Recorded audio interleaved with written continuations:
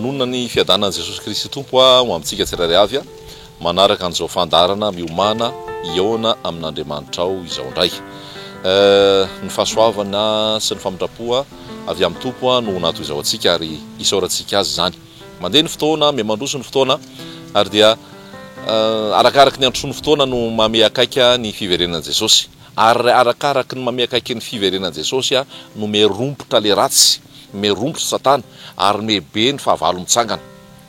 Arakaraka ny makaiky ny fiverenan'i Jesosy no betsaka koa ny kristianina no miembotra, betsaka ny matory, betsaka ny lavo, betsaka no mialandalana. Fa zao ny voasoratra hoe izay maharitra hatramin'ny farany no hovonjena. Izay maharitra hatramin'ny farany no hovonjena. Vakitsika ten'Andriamanitra ary atao amin'ny Matthieu 10, Matthieu 10 andininy fa 7 Matthieu 10 andininy fa 2 Matthieu 10 andininy fa 2 dia zao ny voasoratra. Ary ho alan'ny olona rehetra ianareo noho ny anarako fa izay maharitra hatramin'ny farany ny hovonjena. Ao amin'ny Matthieu 10 andininy fa 2 no nazotsika an'izay teny izay. Marka 13 andininy fa 13 dia milaza an'izay ihany koa hoe ho alan'ny olona rehetra ianareo noho ny anarako fa izay maharitra hatramin'ny farany no hovonjena. Eo ny fampianarana izay omen'ny Tompo antsika androany hoe izay maharitra hatramin'ny farany no hovonjena. Zavatra misy amin'izao fotoana dia toa ohatran'ny milamindamina ny fiangonana, ohatran'ny milamindamina ny mpino kristianina. Inona no tiako lazaina amin'ireo milamindamina? Tranquille ozy na vazaha ohatran'ny tsisy fanenjehana, tsisy fampahoriana, tsisy ady, tsy misy combat spirituel kamarony. Ohatran'ny mandeha ho azy fotsiny, ohatran'ny mizotra ho azy fotsiny, ohatran'ny hoe kristianina dia kristianina. Fa ny kristianina koa moa dia misy karazany. Ny kristianina dia le hoe anarana fotsiny hoe satria izay ny efa razam-be tany aloha, izay ny fianakaviana rehetrarehetra dia kristianina, anarana izay. Fa ny zavatra resahantsika eto dia ny mpino, ny mpianatra, ny olona, ny bebaka marina, na ny olo tena ho an'i Jesosy, nandray ny famonjena noho ny fahasoavana, nateraka avy any ambony, vao izy tompoka se ny fanamasina, Jaona 1:12 izay rehetra nandray azy dia nomeny hery ho tonga zanak'Andriamanitra. Izany hoe ho anna zanak'Andriamanitra ilay resaka. Maninona tsy dia misy ady tsony eo amin'ny fiangonana, eo am-pino? Maninona tsy dia misy ady mpanahy, tsy dia misy fanenjehana, tsy dia misy fankalana? Satria lasa matimaty ny fiangonana, satria nangatsika ny fiangonana, satria tsy nirehatra tamin'ilay fahamarinan'ny tenin'Andriamanitra intsony ny akamarony, tsy sarotiny amin'ilay filazantsara tsisy kilema intsony ny akamarony, tsy sarotiny amin'ilay fahamasinana sy ny tahotra an'Andriamanitra intsony ny akamarony, fa ny aroaro amin'izao tontolo izao. Lasa nisy mélange, lasa nisy alliance, lasa nisy compromission. Izany hoe raha tenena dia lasa nisy firaisana tsy kombakomba, lasa nisy fiombonana, lasa misy fisakaizana amin'izao tontolo izao. Dia rehefa nisakaiza tamin'izao tontolo izao dia naman'izao tontolo izao dia rehefa naman'izao tontolo izao dia milamina, tsisy fanenjehana intsony, tsisy ady, tsisy fankahalananao intsony. Fa dia diniony hoe manasanao handinika ny baiboly, manasanao handinika ny filazantsara. Ito fitoriana miomana eo amin'Andriamanitra ao ito dia manambara an' Jesosy amin'ny maizy azy, manambara ny teny, miverina amin'ny loharano amin'ny tena izay voasoratra. Tsy izay ny lafatra, tsy izay ny fanaperana, fa izay koa andalana, izay koa andalana mandeha araka ny tenin'Andriamanitra, araka ny tenin'ny Paoly hoe tsy ataoko efa nahazo fa zavatra ray aloha nataoko manadino ny tany aloha dia miezaka mandroso ary manatratra ny marika, manatratra ny Jesosy tahaka natratraran'i Jesosy ihany dia mihamandroso araka ny tenin'Andriamanitra. Ary io fahamarinan'ny tenin'Andriamanitra izay nanafaka anay io, io fahamarinan'ny filazantsara izay nanafaka anay io dia tianay zaray nomena ny hafa ihany koa. Misy ane mivavaka fa mbola andevon'ny ote, misy ane milaza hoe kristianina e, manao asan'Andriamanitra e, mpanompon'Andriamanitra e, manana titana maro isan-karazany, fa andevon'ny ota, andevon'izao tontolo izao mbola anjakan'ny ota. Satria nahoana le titra ny mamaiky, le asa ny mamaiky, le anarana tao anaty le asa fanompona mamaiky, fa tsy nisy fiovampo, tsy nisy fionana tamin'i Jesosy marina, tsy nisy fibebahana marina. Dia lasa fomba natao le izy zavatra ety ivelany reny le tompokotompoko tsy hidirana amin'ny fanjakany lanitra fa ny fanaovana sitrapon'Andriamanitra dia ny fibebahana. Tiako lazaina dia zao, manasanao hoy aho teo andinika ny tenin'Andriamanitra, andinika ny filazantsara. Fa tao amin'ny filazantsara tao nge adiny tao rehefa tonga Jesosy e. Tao amin'ny asan'ny apôstôly tao nge adiny tao rehefa nitsangana ny fiangonana e. Nisy komba tao, komba n'izy, komba ny maizina sy ny mazava, komba ny marina sy ny meloka, komba ny tsara sy ny ratsy. Nisy ady tao. Any amin'ny Genesis toko fahatelo Andriamanitra dia efa niteny hoe ampifandrafesiko ny taranaka ao sy ny taranaky ny vehivavy. Zay le guerre zany nisy ady tao amin'ny zanak'Andriamanitra, amin'ny olona ara-panahy sy amin'ny olona ara-nofo sy amin'ny olona zao tontolo zao. Dia hitanao ny lalana nandehanan'i Jesosy. Vao teraka Jesosy dia efa nitadiavina hovonoana.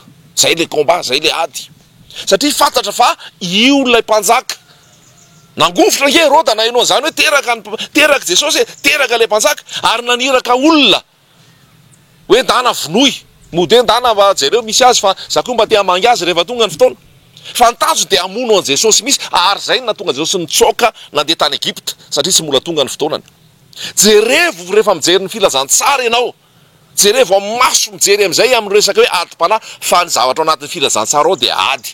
Nenjehana ane Jesosy tao hoe, nankahalaina ane Jesosy tao hoe, saikotoraham-bato Jesosy tao, ny tenenana ratsy noesoesoana ary ny hafarany dia hitanao fa taiza teo amin'ny azo fijaliana, ny satrohana satroka tsilo, ny fatsihana, ny vonoana. Inona natonga zay? Satria nijoro tamin'ny fahamarinana izy. Halan'ny jiosy izy, halan'ny fariseo, ny mpanora-dalàna. Zay natonga anazy ny vonoana. Raha fatany fa izy ny mpamonjy, raha fatany fa izy ny marina izy dia tsy ny vonoana fa ny vonoana, ilay tompony aina ozy izy ny vonoanareo. Fa ny jiolana nalefanao solony hoy izy Petera rehefa nitory. Satria izay le tena filazantsara marina. Le tena filazantsara marina io raha lasaina bavy rehefa tena iainanao io, tsy mampitombona anao io, tsy mampilamina anao io, mabe fahavalo io, mabe ady io. Satria manino? Mijoro ao fahamarinana ny tenin'Andriamanitra ianao. Zay mino aho, ny asa ataoko nataony koa ary ianao asa lehibe noho zany azy izy. Zay manaraka an Jesosy dia tsy maintsy mandeha araka izay nandehanany koa. Anisan'ny nandehanan'i Jesosy dia ny ady sy ny fitsapana. Nisy fotoana Jesosy dia teo am-pitoriana saika hitora-bato azy ny olona fa lasa izy nandeha. Aiza ny olona mitory teny amin'izao tadota raham-bato, tsy isy mitora-bato zany. Satria nahoana? Mahafinaritra ny sofina daholo ny zavatra toriana. Ho tahiny ianao, ho asoavina ianao, ho fenona ao an-tranonao, na dia olona divorcé, remarié ary io, na dia olona anaty fijangajangana ary io, na dia olona ao anatin'ny kolikoly ary io, na dia olona ao anatin'ny fahotana maro io, dia zao tsy tenenina zany, tsy zarainy zany. Fa manjary manakorotana, manjary mahatonga fanenjehana, manjary mampitsoaka olona tsy ao am-piangonana intsony. Lasa vitsy ny olona ao am-piangonana, rehefa vitsy ny olona ao am-piangonana tsisy vola intsony, tsisy lakitra, tsisy fanampiana, tsisy fanohanana. Hoy Paoly, olona va no ilaiko fity sa Andriamanitra? Raha mbola mila sitraka aman'olona dia tsy mpanompo ny Kristy. Lazaiko anao fa matory ny fiangonana amin'izao fotoana. Lazaiko anao fa ny fiangonana dia efa nilefitra, ny fiangonana dia efa nitady marimaritra iraisana, ny fiangonana dia efa hitady izay hifanarahana amin'izao tontolo izao, hifanarahana ampanao politika, hifanarahana amin'ny eto tany ary nanaiky ny fahotana hiditra. Izao tontolo izao efa lasa hita ao amin'ny fiangonana ary ny fiangonana hita ao amin'izao tontolo izao. Ny fomba izao tontolo izao nentina ao amin'ny fiangonana ary ny fiangonana any amin'izao tontolo izao. Zao no lazain'i Jesosy, ho alan'ny olona rehetra reo no ny anarako. Efa nambarana izany hoe io anaran'i Jesosy mahatonga fankahalan'ny olona. Tsy hoe no ny toetra ratsinao no hatonga ny olona hankahalanao, tsy hoe no ny ratsy nataonao no hatonga olona hankahalanao. Raha izay indray dia ianao no mila mieritreritra, ianao no mila mandiny tena, ianao no mila miova. Fa noho ny anaran'i Jesosy, ino io anaran'i Jesosy io? Fahamarinana, fahamasinana, tahotra an'Andriamanitra, fibebahana, fanitsina ny olona. Ny kapaina ny tendan jaune noho n'inona? Noho ny fahamarinana. Ny teneniny ny rahalahiny, ny teneniny ny mpanjaka izay naka ny vadiny rahalahiny, ary ny teneniny hoe tsy mety io ataonao io. Aiza ny mpanompon'Andriamanitra, aiza ny lehilahin'Andriamanitra, aiza ny mitsoka ny anjomara hoe fadio ny fijangajangana, fitoriana ve zany ao am-piangonana, fitoriana ve hoe samy manaja ny vadiny fahatanorany, ary eo ka tsy mitaka ny vadiny fahatanorany, fa ekena ny fisarahana, divorce ao anatin'ny fiangonana. hoy Jesosy raha tsy noho ny fijangajangana ihany. Ary Jesosy aranteny hoe Petera anteny hoe impiry moa tokony hamelan'ny rahalahy hatramin'ny impito fa io Jesosy tsy lazaiko anao fa hatramin'ny impito fa hatramin'ny 70 impito. Zany hoe isan'andro ianao zany dia tsy maintsy mamela foana e. Raha pisy miverina indray ny compteur à zéro mbola mamela indray isan'andro. Fa tsisy mihitsy hoe tsisy hevitra. Amin'izao fotoana tsy mitoetra amin'ilay fahamarinan'ny tenin'Andriamanitra ny fiangonana. Fa lasa miaina anaty kolikoly. Anao zavatra dia ny fiangonana koa miaina anaty kolikoly, anao taratasy, anao zavatra maro isan-karazany, anao san'Andriamanitra. Lasa mandefitra ny amin'ny fahotana. Ny fiangonana zany anie dia fiombonana ny olona masina izay le atao hoe eklésia nivoakan'ny. Fa isika mahatonga anazy Jesosy teny hoe ianareo manao azy ho zohy fiheren'ny jiolahy. Lasa zohy fiheren'ny jiolahy ao. Lasa atao fitaovana politika, azona olona, azona vato, azona toerana. Lasa misy loko politika ao anaty fiangonana anankiray samy manana ny loko politikany. Ary ny famono tsy mifankahazo, tsy mifankaty ao anaty fiangonana anankiray. Tsy zany ny fiangonana. Ao anaty fiangonana misy jangajanga, misy ao anatin'ny halatra, misy ao anatin'ny kolikoly sy maro isan-karazany. Zohy fiheren'ny jiolahy. Ny atao hoe fiangonana dia olona no amasinina, olona navela heloka, olona no amarinina, olona nibebaka marina, nandray ny famonjena amin'ny alalan'i Jesosy Kristy ary mitoetra amin'ny fahamasinana mandra-pivery Jesosy Kristy eny amin'ny raha lanitra. Aiza ho aiza aho, aiza ho aiza ianao, mbola mitoetra amin'ilay teny tsisy kilema ve? Mbola sarotiny amin'ny fahamarinana ny tenin'Andriamanitra ve? Mbola sarotiny amin'ny fahadiovam-po ve? Mbola sarotiny amin'ny fahamasinana ve? Pastera mahalala an'i Jesosy, mpitory filazantsara, mpiandraikitra ao anatina tanora, mpiandraikitra ao anatin'ny fikambanana, sarotiny ve amin'ny fitafiana? Sao dia fitafiana amin'ny tanjaka, fitafiana manara-batana, fitafiana mamofady, izany no entina ao amin'ny fivavahana. Ary tsy hoe entina fivavahana fotsiny fa tokony fiainana isan'andro san'andro eny mandeha amin'ny fitafiana mamotina, fitafiana tsy miazaka, tsy fitafiana tsy mitanjaka, fitafiana tsy manafotoana, tsy fitafiana tsy mitarika amin'ny fandavona, fa fitafiana manome voninahitra an'Andriamanitra. Halan'ny olona rehetrarehetra ianao noho ny anarako i Jesosy, zany hoe noho ny fahamarinan'ny tenin'Andriamanitra io dia lasa enjehany ianao. Ny ao an-trano manao famadihana, ianao tsy mety hanao famadihana intsony.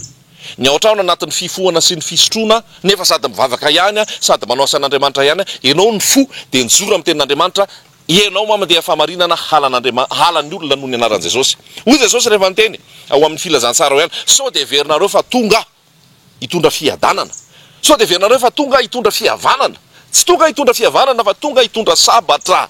Ary manomboka amin'izao fotoana izao izy dia hisy fisarahana ao an-trano. Ny ray anohatra ny zanany, ny vanatovavy anohatra ny rafozany, misy fisarahana noho n'inona? Noho le tenin'Andriamanitra, noho le fahamarinana ny tenin'Andriamanitra araky ny sitrapon'Andriamanitra. Mila mifono fiangonana, mila mijery ny fiangonana hoe sao dia fiangonana efa matory, sao dia fiangonana efa matimaty. Amin'izao fotoana nge rehefa hanangana fiangonana dia manao étude de marché. Amin'izao fotoana rehefa hanangana fiangonana dia mijery inona ny hirahira tianareo atao ao am-piangonana, inona ny akanjo metimety. Dia ozy ny olona izay raha vao teneninareo be amin'ny resaka akanjo, alao zay ianao akanjo zay tiana ihany, tonga am-piangonana ianao akanjo mamofatiny ao, tonga am-piangonana ianao hirahira n'izao tontolo izao, rythme n'izao tontolo izao ianao, satria nahoana le zavatra izao tontolo izao no niraisina, tsy ilay fahamarinan'ny tenin'Andriamanitra no napetraka. Ny zavatra misy dia izao, tia fahamarinan'ny tenin'Andriamanitra ity tsy miova, ary tsika tokony manaraka an'izay voasoratra ato, fa tsy hoe ny ato lasa natao manaraka an'izay tiantsika atao. Zay no mahatonga an'i Paoly le miteny hoe avy ny andro izay tsy azakan'ny olona intsony ny teny tsisy kilema, fa angidy hitsofina izy dia amorona mpampianatra ho azy izay hampianatra araka ny filany. Io ny folo de docteur hozy, zany hoe beta be amin'izao fotoana.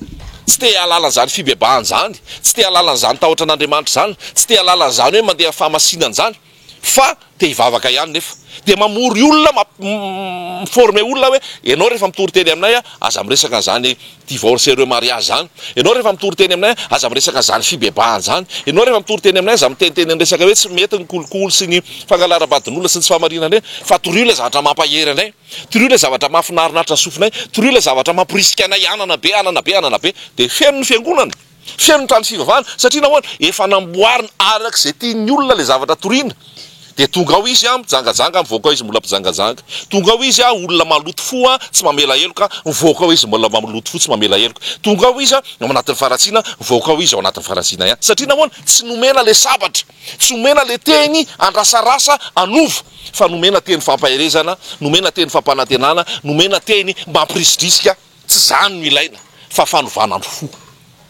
Ny ilaina dia ny fiovan'ny saina, ny ilaina dia ny fibebana, ny ilaina dia ny ambona eo amin'ny azy fijaliana afatesako ny amin'ny olona taloha sy nanombo ny nofoko sy ny filako ary ny andevenana ana ary nitsanganako ao fiainam-baovao ao amin'i Jesosy Kristy. Izay famarinany tenin'Andriamanitra zay halan'ny Satana zay, izay famarinany tenin'Andriamanitra zay halan'ny olona rehetra zay zay tsy manana an Jesosy, halan'ny devoly zay, halan'izao tontolo zao zay. Ary noho ny fijoroanao amin'ny famarinany tenin'Andriamanitra dia ho halan'ny olona rehetra ianao, halan'ny olona rehetra rehetra. Zay nge le toriteny teo aloha teo hoe raha vao tsy miampiny ianao zany nge dia ho arapaka e, raha tsy miampiny ianao zany dia enjery fa mila fiambenana, mila fijoroana amin'ny tenin'Andriamanitra.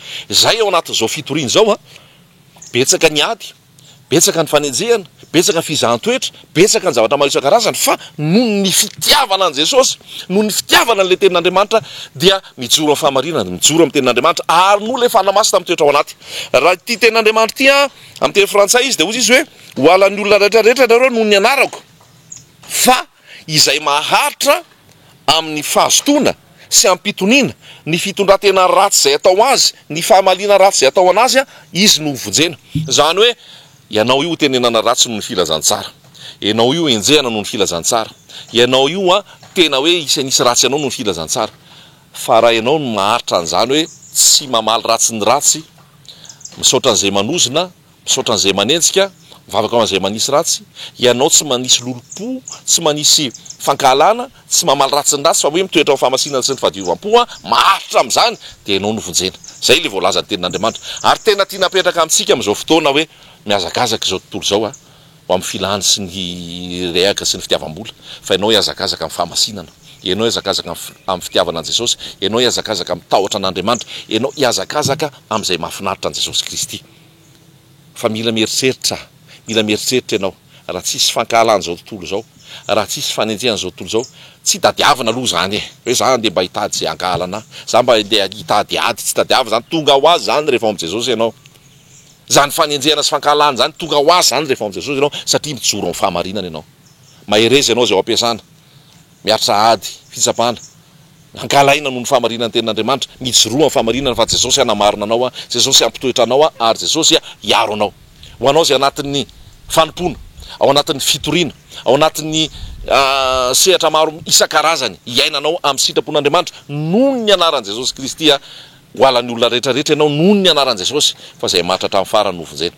Efa nanomboka ve dia ety hampamaranana ve dia andeha hitsoka, efa nanomboka ve dia efa ety akaiky ny fiverenan'i Jesosy ve zay vao hiala indray, zay vao haloto fo, zay vao tsy hamela heloka, zay vao hamaly faty indray. Teo aloha vita foana ihany, ny hatramin'izay vita foana ihany, dia eto amin'ny faraparany tsy hatongavana amin'ny marika ve dia andeha hembotra. Isika tsy namana izay miembotra ao amin'ny fahaverezana, fa isan'izay mino amin'ny famonjena ny fanahy. Te hampahery anao ahako, fa betsaka ny ataoko hoe misedra ady sy misedra olana noho ny anaran'i Jesosy, betsaka ny mahazo, betsaka ny ankahalaina noho ny anaran'i Jesosy ao amin'ny fahamarinana ny tenin'Andriamanitra ianao. Jesosy hanamarinanao tahaka nanamarinana ny Sadaka sy Mesaka, Abednego, tahaka namarinana ny Daniel, tahaka nanamarinany amin'ny apôstôly rehetrarehetra ireo, tahaka nanamarinana an Jesosy ihany koa no hanamarinana ianao.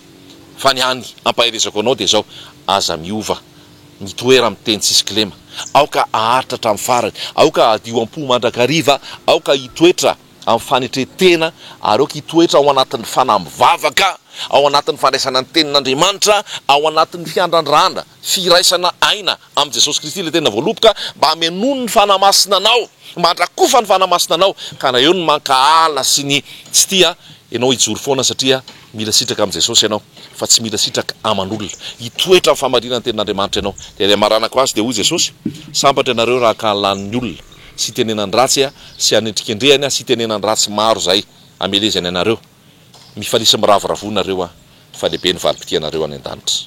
Tahaka izany natao tamin'ny mpaminany rehetrarehetra tao alohanareo. Dia izay ny tiako ampaherezana anao. Voninahitra ho an'i Jesosy, fahasoavana sy fiadanana ho an'ny olona ankasitrahana. Amen.